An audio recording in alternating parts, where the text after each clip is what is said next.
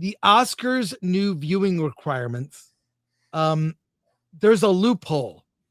I'm going to bring up the story, Alan. I know you have the synopsis from Variety. Oscars new rule requiring voters to watch all nominees could reshape awards campaigning, but Academy members already found loopholes. Alan, if you would proceed with the story. All right. The Academy has introduced a major new rule requiring Oscar voters to actually watch every film in the category before voting and sign off on where and when they saw it, dubbed unofficially as the Brutalist rule. After Brady Corbet's lengthy film, The Brutalist, swept awards despite many voters admitting they never watched it. The rule aims to restore fairness and credibility to the process. This was overdue, one producer told Variety. Over fucking due. Historically, members voted based on buzz, campaign pressure, or personal connections. You think I'm voting against my own campaign? Laughed one executive. I'm voting for my stuff. Some even admitted to letting films play on mute or while out in the house just to check in the viewed box.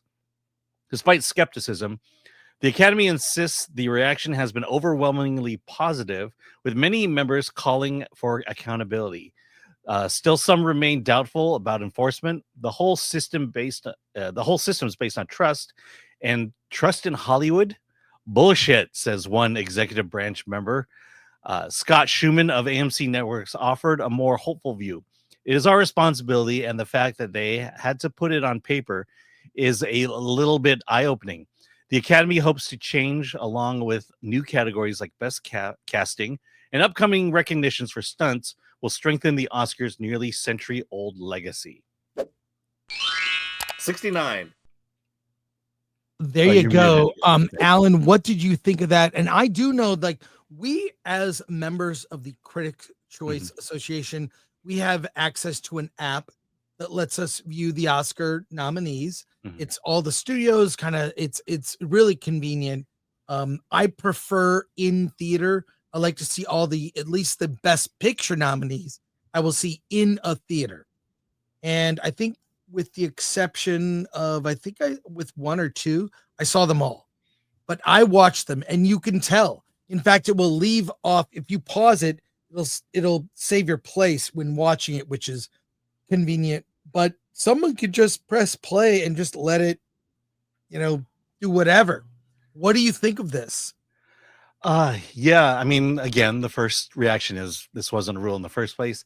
The second, I think there will be cheaters, and I think that number will be small, to almost inconsequential to the final results.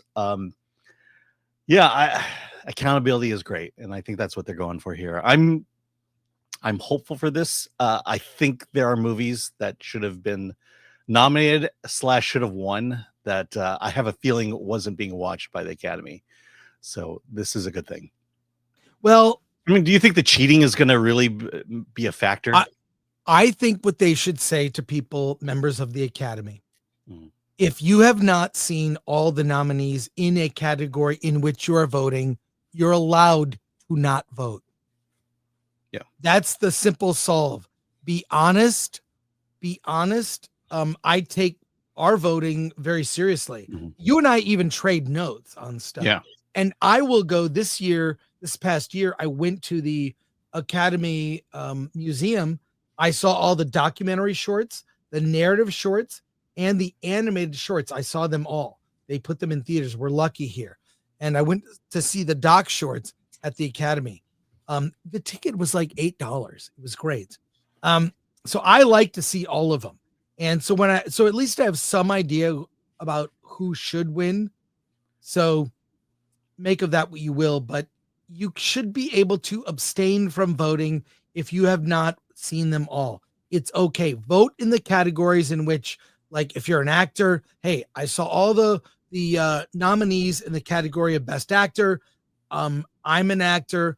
I'll vote in that category, but not in categories where I haven't seen everything. That's the solve. I mean, it's still the honor system, which we see this graphic of Oscar holding up his hand, being sworn in in a sense. But that's the way. It's just like, look, be honest, and you'll see it change a lot. If you have not seen them all, don't vote. If you've seen them all, vote for what you think is best. So much of the time we spend on like what movie deserves to win, but what needs help. This movie made too much money. It doesn't need help. Let's help this smaller movie, not as good, but deserving recognition. Moonlight. I know people talk that way. They talk like a campaign. Yes, like, you know, this one's too popular.